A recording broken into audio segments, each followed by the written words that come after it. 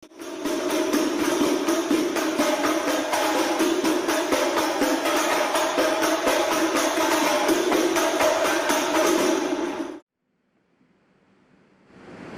nggak ada keuntungannya. Duduk kita 1 jam sampai jam 2, atau jam 4 sampai jam 10. Ternyata dia rohaninya olahraga. Bukan satu bentuk keuntungan. Ini yang nggak bisa disadari oleh orang-orang yang belum paham. Tapi ngomong saya paham. Padahal dia nggak paham betul apa yang dilakukan, ternyata olahraga.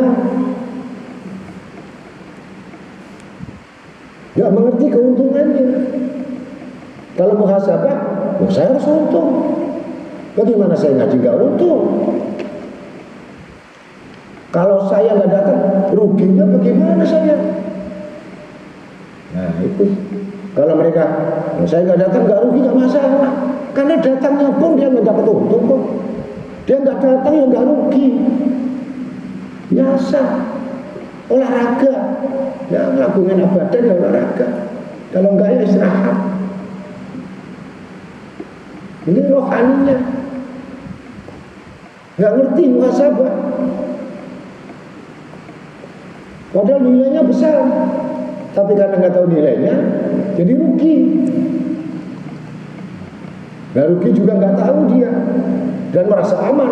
Yang penting saya ngaji. Olahraga, dapat apa?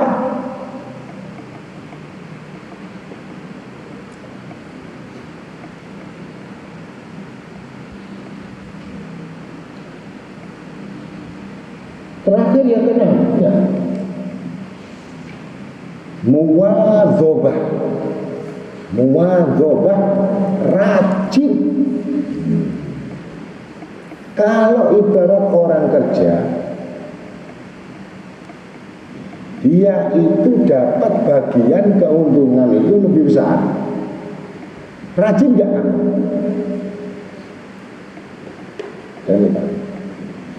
Kalau kamu kerja itu ternyata bonusnya banyak. Kira-kira kantor itu jam 8, setengah 8 sudah di kantor. Karena tahu jangan sampai pertemuan jam 8 itu tertunda. Yang bikin perjanjian, niscaya kamu tinggalkan pagi jauh-jauh sudah datang di kantor. Demi apa? Saya dapat untung besar. Rajin atau tidak? Walaupun sampai jam 2 malam kamu harus nunggu, karena ini kamu lipat gandakan 3 kali lipat dari biasanya. Karena ini proyek besar. Capek, letih, ngantuk, tahu, karena rajin. Rajin pasti untung. Dan rajin itu pasti mengetahui keuntungan. Kalau tidak, ya mau datang terserah, nggak datang terserah. Kalau saya dimarahi ya datang, kalau nggak dimarahi ya saya nggak datang. Itu orang latihan, tingkat riadoh latihan. Orang latihan itu seperti binatang itu dicambuk dulu baru ngerti. Sampai betul-betul ngerti isyarat.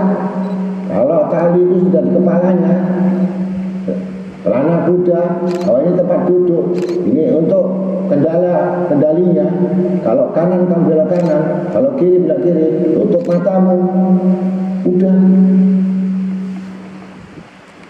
Berapa harus melatih kuda, dan berapa kecerdasan kuda, dan berapa tingkat tanggapnya kuda, instingnya, sehingga kuda ini bisa berfungsi apa yang diharapkan dari tuannya.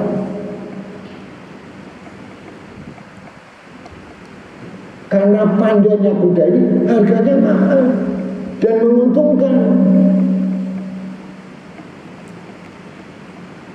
Kalau kudanya sakit-sakitan melulu, makannya banyak, doyan tidur, buat ngangkat sedikit susah.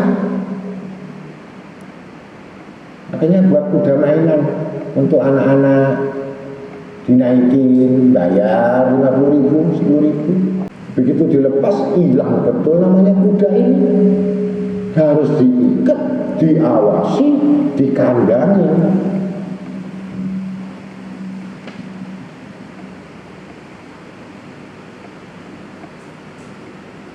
Sudah bagus kuda itu, ngerti paham betul. Walaupun tidak diikat di sebelah kandangnya, tuannya tidur, dia tidak bergerak kecuali ada kodenya. Tidak bergerak, tidak meninggalkan tuannya. Itu kuda yang sudah paham. Nah, itu dikir ya Allah. Dan jangan terus-terusan riyadhah. Sama dengan orang mengatakan, saya ini awam. Saya ini orang awam. Tapi ngaji 10 tahun, awam. Enggak benar kamu ngomong begitu. Orang awam itu yang baru datang, awam saya nggak ngerti. Tapi sudah mengaji, sudah belajar, masih mengatakan saya ini orang awam. Kamu memang nggak pernah belajar. Dan kamu malu mengatakan saya beriman karena kamu statusmu, indikasimu semua masih belum terisi iman. Maka saya mengatakan saya orang awam. 30 tahun mengabdi, saya orang awam.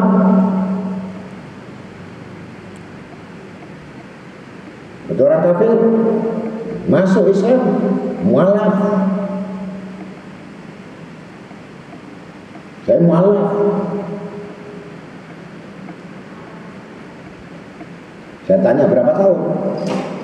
Saya sudah jadi mualaf 12 tahun. Kamu gak mualaf lagi. Ada batasan mualaf ini harus paham sholat, harus paham wudhu.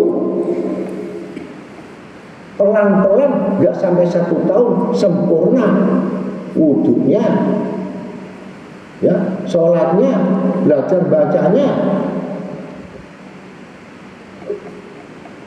Nah, selama 12 tahun kamu jadi mualaf, apa yang kamu lakukan? Bisa sholat? Tidak. Bisa wudhu? Tidak. Terus ngapain? Ya yang nggak bicara apa-apa. Yang penting KTP saya Islam. Apa diterima? Sama halnya kamu mengatakan saya bisa sholat awam. Jangan gampang-gampang. Kalau meletakkan awam, hukumannya betul awam. Berarti betul-betul kalian meremehkan ayat Allah. Kalian meremehkan hadis Rasulullah. Kalian meremehkan untuk diperintah belajar. Yang nggak belajar salah. Kalau kamu tidak merasakan pedihnya untuk belajar, maka rasakan pedihnya kebodohan dan musibahnya. Rasakan pedih perihnya orang belajar, maka kau akan tahu manisnya madu. Tapi kalau kamu tidak tahu perihnya orang belajar, maka kamu akan merasakan pedih dan musibahnya orang bodoh. Ingat-ingat. Nah, itulah. Mudah-mudahan kita tadi sudah yang jelas takuruni hukum fadzakir fa dzikra tanfa'ul mu'minin. Orang selalu mengingatkan fadzakir fa dzikra, sesungguhnya manfaat bagi kau punya sahabat yang beriman. Ingatkan nasihat fadzakir fa dzikra tanfa'ul mu'minin. Manfaat nasihat yang selalu manfaat bagi orang mukmin. Yang sudah kita bahas, bahwa zikir itu memiliki sifat 3. Yang mana kita sifat 3? Hamba yang selalu berzikir siang malam, ya. Allah tidak menjawab karena sifat zikirnya riyadhah, latihan. Jadi kalau kamu latihan ini, bisa sekarang kita bisa 1000, besok bisa 20, besok bisa 10.000, besok 30. Ini latihan. Semua yang pengajuan ini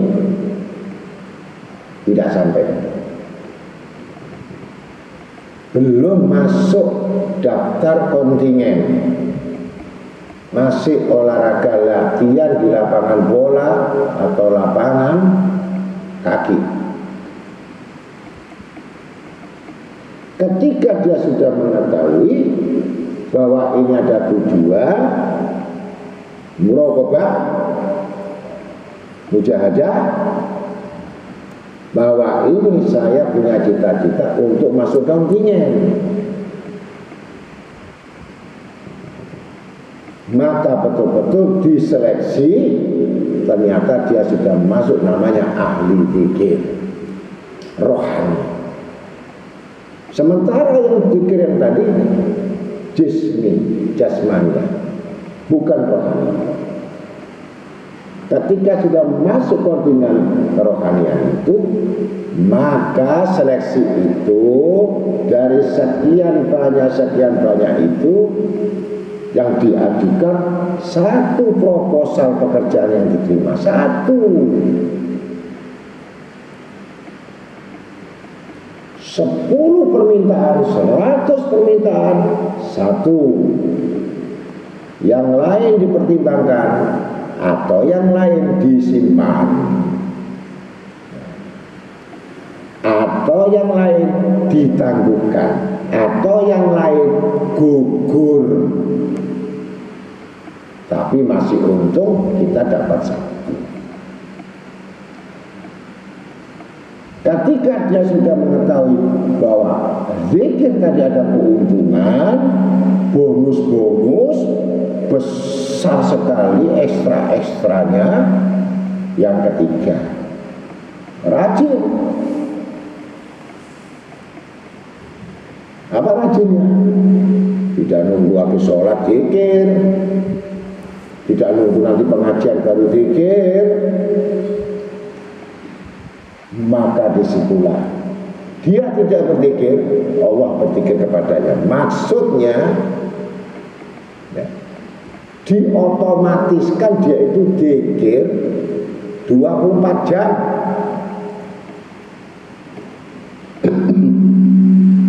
Tidur kanan nggak bisa, balik nggak bisa, berdiri. Ya, kenapa ini?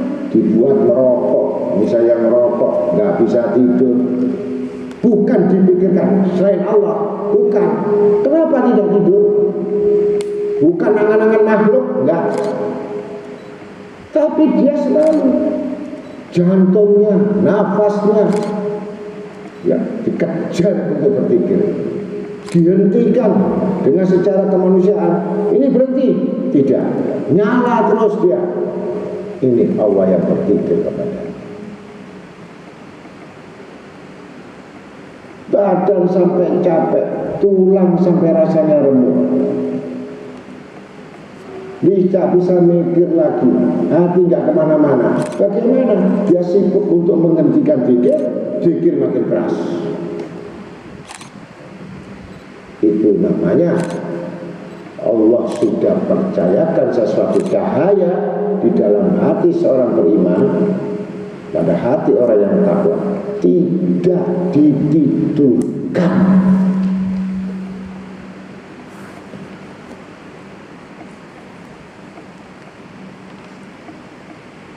Bukan gak kepingin tidur, ngantuk, tapi begitu kena bantal ke kiri, nyala lagi.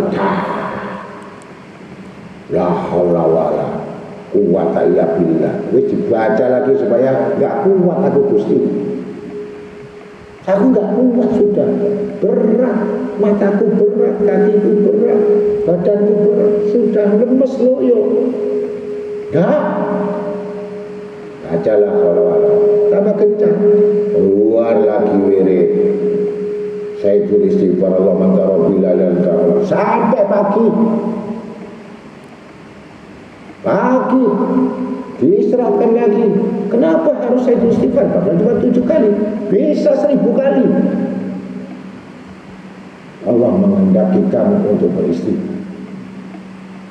Allah menghendaki kamu untuk bertaubat. Allah menghendaki kamu untuk terus mengingat Allah, mengingat dosamu.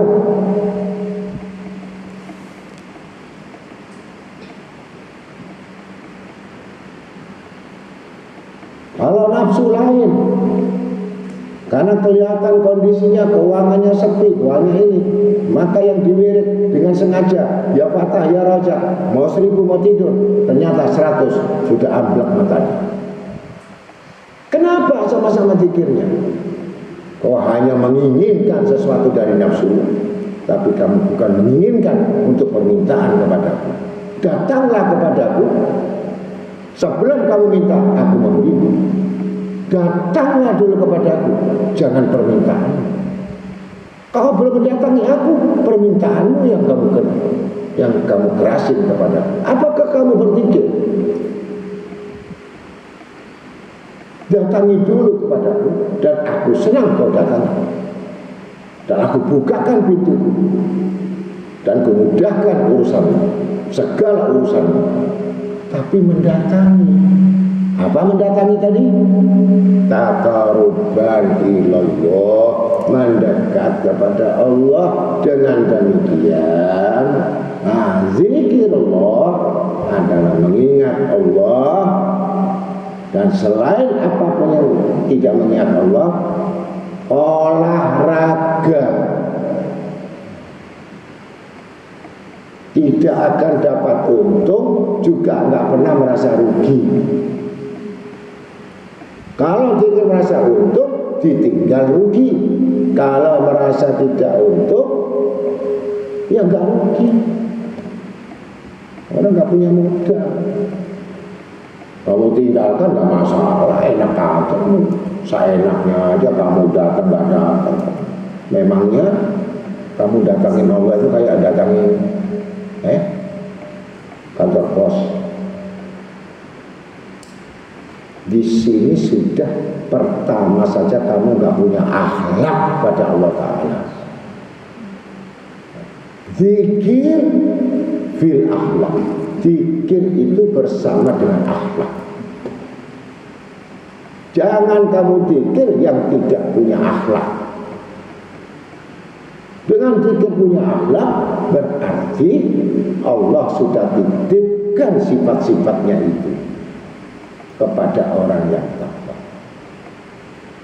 Ini tujuannya muhasabah, menghitung amal-amal tadi. Mudah-mudahan bab tentang zikir dengan tata cara tadi dari 6 bagian, syarat-syarat tadi riyadhah, tentang apa yang dijalankan, sehingga kita puncaknya tadi setelah zikir Allah itu pasti tidak lari kemana, pasanya akan naik, makomnya naik, pasti menuju surat-surat yang tadi, surat Muhammad Rasulullah. Baru kamu sudah mendapatkan kunci gudang-gudangnya Nabi Muhammad. Karena kalau kamu dunia, aku gak bisa langsung kasih kamu. Mintalah sama kekasihku Nabi Muhammad. Rayulah Nabi Muhammad. Ini sesudah mendatangi Allah, kenal dengan Allah, ya, kata Allah itu ada pintunya. Kamu harus lewat stafku, staf yang paling tertinggi di antara nabi-nabi. Siapa staf? Staf itu pangkat yang paling tinggi, Nabi Muhammad. Kalau engkau sudah diizinkan Nabi Muhammad, baru bukalah gudang-gudang. Karena semua langit dan bumi di dalam kekuasaan Nabi Muhammad sallallahu alaihi wasallam. Ini adab cara berpikir. Lah mari kita berpikir. Untuk datangi Allah susah, untuk datangi Nabi Muhammad susah, pintunya siapa yang dibuka?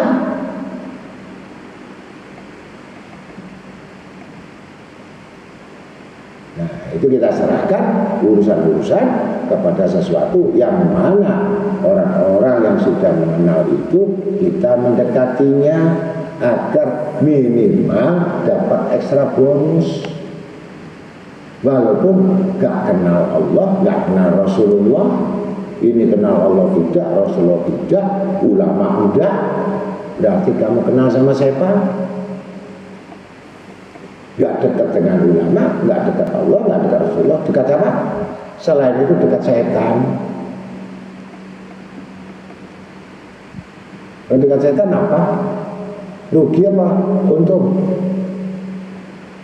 Nah, jadi kuncinya dengan banyak kita berzikir kepada Allah, maka ala berzikirlah ta'ala dulu.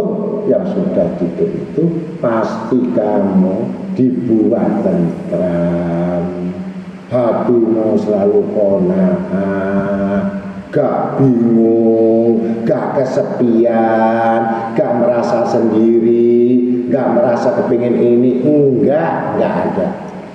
Allah ukirlah dalam dada dan hatimu, Allah tulislah dalam hatimu, niscaya yang lain tidak akan masuk. Ya. Kalau keinsananmu masih kuat, keinginanmu kuat, kemauannya masih kuat, sudah itu golongan orang latihan zikir. Yang jelas itu bukan zikir, tapi ahli mikir. Ahli zikir bukan ahli mikir, bukan ahli ngelamun. Sekali lagi, dan tahu keuntungannya, dia rajin untuk semakin mendekat kepada Tuhannya. Nah, demikian mudah-mudahan sedikit nasihat ini untuk yang zikir akan lebih mendekat kepada Allah Ta'ala, bukan mendekat kepada selain pada Allah Ta'ala. Kalau kamu selain yang kamu pikirkan selain Allah, maka semakin kamu jauh dari Allah, semakin besar nafsu-nafsumu untuk menginginkan sesuatu yang membunuhmu. Untuk itu mendekat kepada Allah, maka lenyaplah semua kemungkaran, semua keburukan, semua kejelekan, semua terbakar. Bahkan iblis pun tidak berani mendekat kepada ahli zikir. Assalamualaikum warahmatullahi wabarakatuh.